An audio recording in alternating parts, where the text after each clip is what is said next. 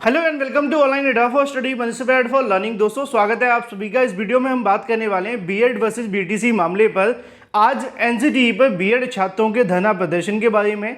धरना प्रदर्शन में क्या क्या देखने के लिए मिला और वहां से क्या आप सभी के लिए अपडेट निकली, इसको लेकर डिटेल में जानकारी के लिए चैनल को सब्सक्राइब करके बेल आइकन को दबा लें और वीडियो को लाइक कर दें, जिससे कि आपको रियल ऑथेंटिक जानकारी सबसे पहले मिलती रहे। चलिए बात कर लेते हैं आज के हुए धरना प्रदर्शन को लेकर। जैसा कि मैंने एक दोपहर को वीडियो भी अपलोड किया था जिसमें आप सभी को दिखाया था कि बीएड करने वाले अभ्यर्थी एनसीटीई पहुंचे हुए थे अपनी मांगों को लेकर, लेकिन थोड़ी सी समस्या देखने के लिए ये मिली कि आज बीएड करने वाले अभ्यर्थियों का जो संख्या बल था वो यहाँ पे लखनऊ में हुए धरना प्रदर्शन के मुकाबले काफ़ी ज़्यादा कम था, क्योंकि एक आंदोलनकारी लाखों अभ्यर्थियों की, लाखों छात्रों का प्रतिनिधित्व करता है, लेकिन जिसको अपने भविष्य की कहीं ना कहीं चिंता होगी वो तो वहाँ जाएगा। लेकिन बावजूद इसके वहाँ पे जो छात्रों की संख्या थी वो काफ़ी ज़्यादा कम देखने के लिए मिली। लेकिन जितने भी अभ्यर्थी बीएड करने वाले वहाँ पहुँचे हुए थे उनके माध्यम से एनसीटीई के सामने एक मीटिंग की जाती है, जिसको हम मीटिंग भी कह सकते हैं या फिर ज्ञापन कार्यक्रम भी कह सकते हैं, जिसको लेकर जानकारी आप सभी को यहाँ से देखने के लिए मिलेगी। अगर बात की जाए सेवा में माननीय योगेश जी, अध्यक्ष राष्ट्रीय अध्यापक शिक्षा परिषद एनसीटीई नई दिल्ली, यहाँ पे आप सभी के सामने तारीख भी देखने के लिए मिल जाएगी बीएड एकता को लेकर 22/9/2023 के बारे में। ये जो धरना प्रदर्शन है वो आज भी जारी है और कल भी आप सभी को ऐसे ही देखने के लिए मिलेगा। अभ्यर्थी एनसीटीई पर अपनी मांगें इसी तरीके से उठाने वाले हैं और साथ ही साथ एमएचआरडी यानी कि मिनिस्ट्री ऑफ, अगर बात की जाए ह्यूमन रिसोर्सेज एंड डेवलपमेंट यानी कि एमएचआरडी के सामने अभ्यर्थी अपनी मांगे रखेंगे। आज एनसीटीई पे क्या हुआ पहले उसके बारे में बात कर लेते हैं। यहाँ पे उनकी तरफ से की गई आप सभी के सामने जो ऑथेंटिकेशन है वो भी देखने के लिए मिल जाएगी। राष्ट्रीय अध्यापक शिक्षा परिषद NCTE national counselling for teacher education की तरफ से इसको लेकर डेट के साथ में दिखाया गया है। मुद्दा क्या है, मुद्दा आप सभी को देखने के लिए मिलेगा। विषय है बीएड अभ्यर्थी प्राथमिक शिक्षक पद में पुनः योग्य करने हेतु नया गजट पारित किए जाने के संबंध में। नीचे लिखा हुआ है कि देश के करोड़ों बीएड अभ्यर्थी शिक्षक भर्ती से संबंधित नियम बनाने वाली संस्था भारत के सर्वोच्च संवैधानिक संस्था राष्ट्रीय अध्यापक शिक्षा परिषद एनसीटीई के द्वारा जारी किए गए 28 जून 2018 के नोटिफिकेशन को आधिकारिक राजपत्र के अनुसार ही अपनी बीएड डिग्री पूरी की है। उक्त राजपत्र के अनुसार बीएड अभ्यर्थी देश के प्राथमिक विद्यालयों में कक्षा 1 से लेकर 5 तक शिक्षक बनने की पूरी योग्यता रखते हैं। इस राज्यपत्र के आधार पर केवीएस, एनवीएस सहित अन्य राज्यों के अंदर आने वाली प्राथमिक शिक्षक भर्ती यानी कि पीआरटी के अंदर लाखों की संख्या में बीएड अभ्यर्थी शिक्षक पद पर वर्षों से कार्य कर रहे हैं। लेकिन 11 अगस्त 2023 को माननीय सर्वोच्च न्यायालय ने आपके उक्त राज्यपत्र को असंवैधानिक करार देने के साथ ही राजस्थान हाईकोर्ट के 25 नवंबर 2021 के निर्णय को मान्य कर दिया है। अर्थात एनसीटीई के उक्त गजट को पूरे तरीके से खारिज करते हुए एनसीटीई और भारत सरकार की कार्यनीतियों की विश्वसनीयता पर बुनियादी व गंभीर सवाल खड़ा किया है। महोदय, माननीय सुप्रीम कोर्ट के उक्त फैसले को आपके गजट रद्द हुआ है, उससे देश भर में हम सभी जो लाखों की संख्या में यहाँ बीएड करने वाले अभ्यर्थी लिखा हुआ है, हम सभी अभ्यर्थी प्राथमिक शिक्षक बनकर गुणवत्ता शिक्षा देने के सपनों में कठोर वज्रपात हुआ है। और इस बात में कोई दो राय नहीं है कि एनसीटीई ने अगर नोटिफिकेशन सही तरीके से जारी किया होता तो आज ये बीएड वर्सेस बीटीसी को लेकर लड़ाई देखने के लिए नहीं मिलती।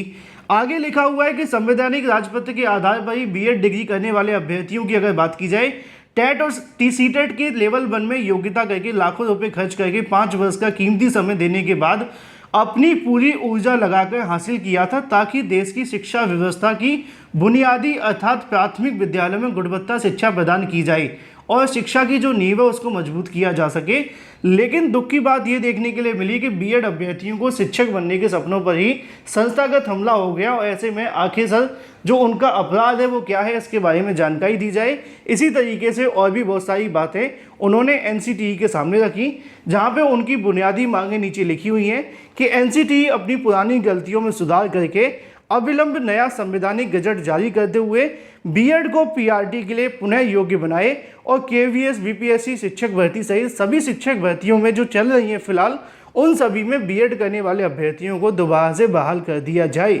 इसी को लेकर उनके माध्यम से आगे लिखा हुआ है कि बीएड अभ्यर्थियों को पीआरटी में शामिल करते हुए अंतिम चयन परिणाम जारी किए जाएं। अतः इसी एकमात्र उम्मीद के साथ में आपको ये पत्र लिखा जा रहा है और एनसीटी बीएड डिग्री धारकों के देश भर में प्राथमिक विद्यालय में गुणवत्ता शिक्षक बनने के लिए बीएड डिग्री योग्यता हमेशा के लिए सुनिश्चित करने वाला गजट अविलंब पारित करते हुए देश के करोड़ों अभ्यर्थियों को इंसाफ दिलाया जाए। ये पत्र जैसा कि आप जानते हैं कि बीएड करने वाले अभ्यर्थियों के माध्यम से लिखा गया है, जिसमें सुप्रीम कोर्ट ऑफ इंडिया के 11 अगस्त 2023 के उस फैसले को लेकर बात की गई है जिसमें बीएड करने वाले अभ्यर्थियों को बहाल कर दिया गया है सुप्रीम कोर्ट के द्वारा।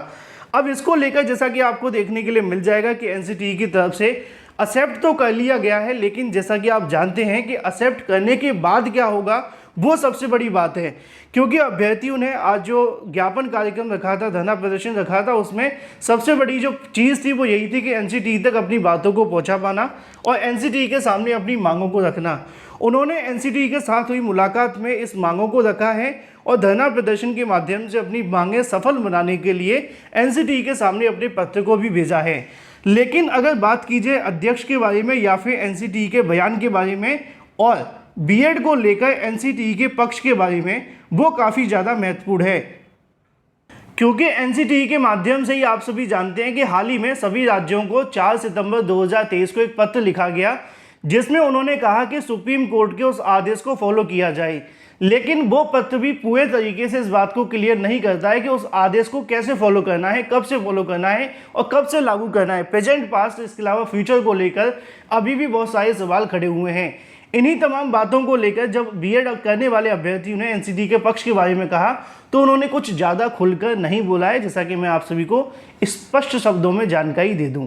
हालांकि अभ्यर्थियों के माध्यम से अभी भी एमएचआरडी से मुलाकात, इसके अलावा सरकार के ऊपर अपना दबाव बनाए जाने का प्रयास किया जा रहा है। यह धरना प्रदर्शन आज भी रहा और कल भी देखने के लिए मिलेगा और आने वाले कुछ समय के लिए कुछ ज्ञापन कार्यक्रम भी देखने के लिए मिलेंगे, जिससे कि देश के शिक्षा मंत्री, इसके अलावा जो भी केंद्रीय मंत्री हैं, उन सभी तक अपनी मांगें इस मुद्दे से संबंधित पहुंचाकर बीएड अभ्यर्थियों की आवाज़ उठाने का प्रयास किया जाएगा। इसी प्रकार के ज्ञापन आपको कल और परसों भी देखने के लिए मिलने वाले हैं। निश्चित तौर पे आज अभ्यर्थियों के माध्यम से अपनी बातें एनसीटी के सामने रखी गई हैं, उनसे मीटिंग हुई है और जो भी छात्रों की मांगें थी वो उन्होंने सुनी है। लेकिन क्या एनसीटी इसको लेकर आगे कुछ करेगी, इसको लेकर अभी सिर्फ और सिर्फ क्वेश्चन मार्क है, क्योंकि एनसीटी ज़्यादा कुछ करती हुई अभी तक दिखाई दी नहीं है। क्योंकि ना तो उन्होंने सुप्रीम कोर्ट के आदेश को लेकर कोई खुलकर बात बोली है, जब से आदेश आया तभी से एनसीटी कहीं ना कहीं सरकार और इसके अलावा जो भी यहाँ पे राज्य सरकारें पूरे तरीके से मौन है। आज हुए धरना प्रदर्शन के बाद से आगे क्या होगा ये देखना दिलचस्प है। लेकिन आज अभ्यर्थी जो धरना प्रदर्शन करने या जो मांगों को लेकर एनसीटी के सामने पहुंचे थे, उनको उन्होंने स्वीकार कर लिया है, जिसकी जानकारी आप सभी के सामने है। और अध्यक्ष के माध्यम से बीएड को लेकर जो उनकी मांगे हैं उनको लेकर आश्वासन दिया गया है। लेकिन आगे क्या होगा ये देखना महत्वपूर्ण है। फिलहाल की अपडेट ये थी, आगे कोई भी रियल ऑथेंटिक अपडेट निकलेगी सबसे पहले आपको इसी चैनल के माध्यम से दे दी जाएगी। Thank you for watching this video.